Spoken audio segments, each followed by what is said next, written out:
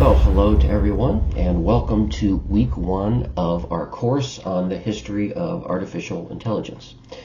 So this week we begin with maybe a surprising but a very important idea, and that idea is this.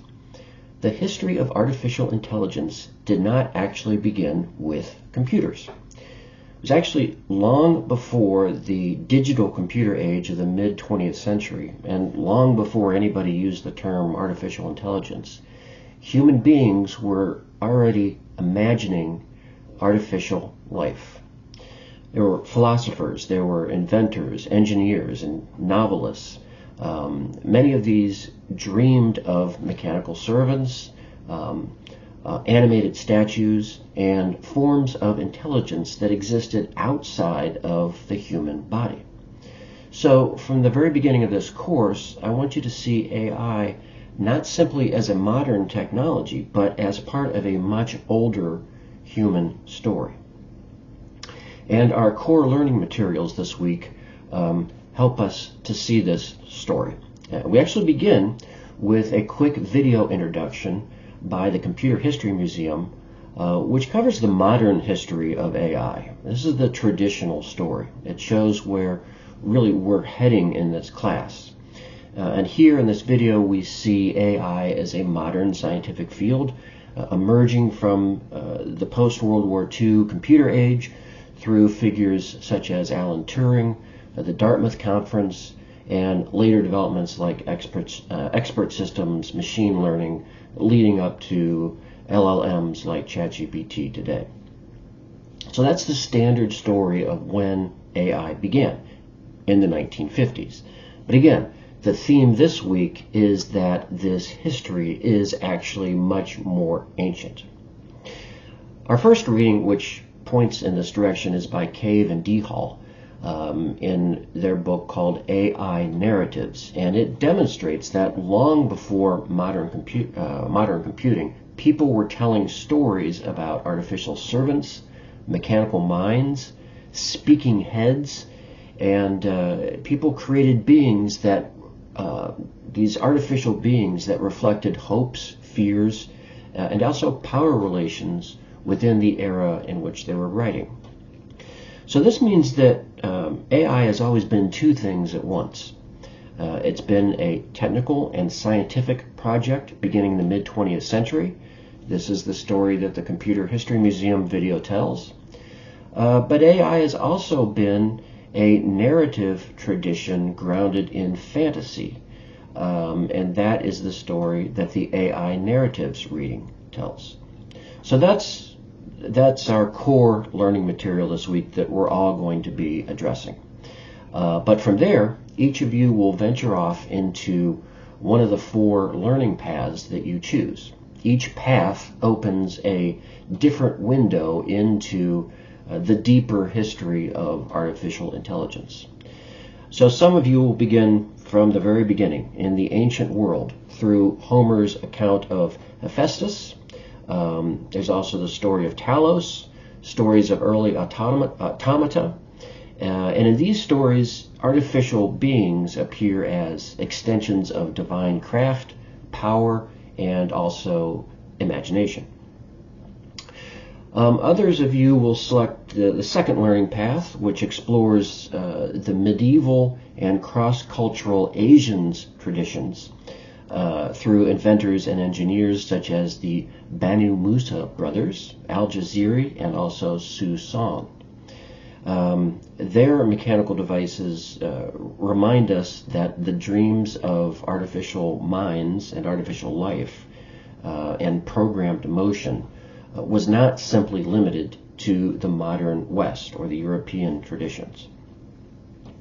The third learning path that you might choose will take you into the Victorian age in the 19th century through the works of Mary Shelley's Frankenstein, the mechanical works and mathematical works of Charles Babbage and Ada Lovelace, and then also the imaginings of Samuel Butler. And here questions about mechanical reasoning, creativity, and responsibility really start to begin to take a recognizably modern form.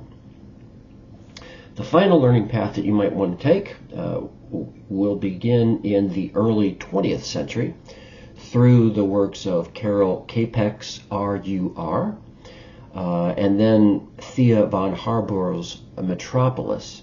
And here we see the robot first emerging, and the robot becomes a symbol of modern labor, mechanization, class tension, and also social anxiety as well.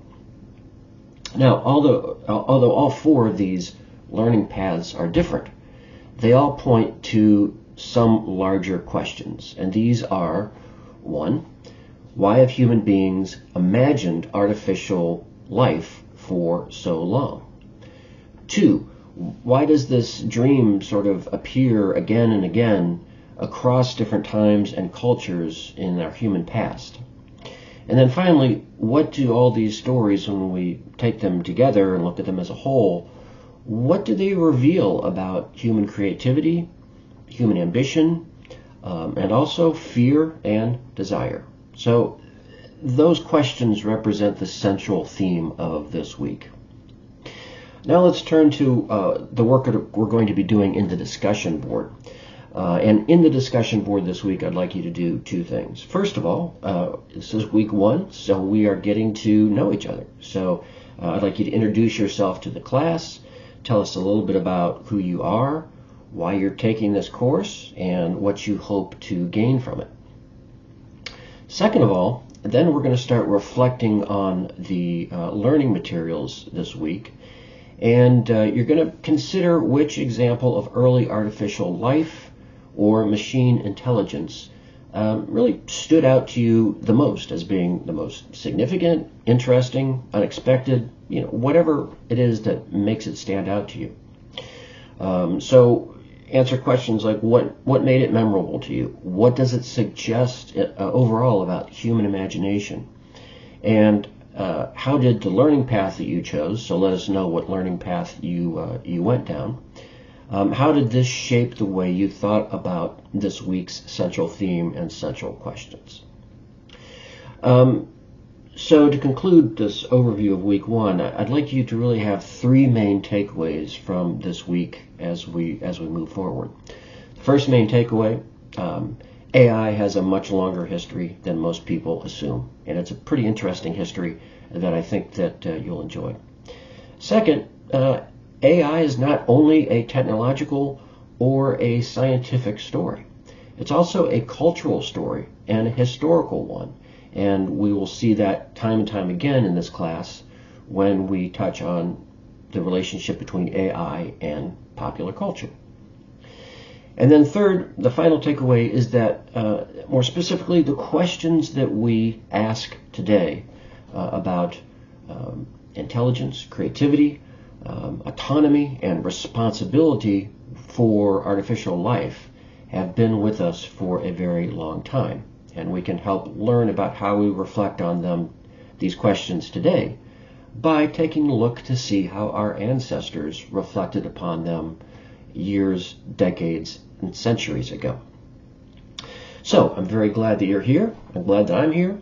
And I look forward to learning more about each of you in the discussion boards and see how you begin answering the first major questions of this course. See you on the discussion boards.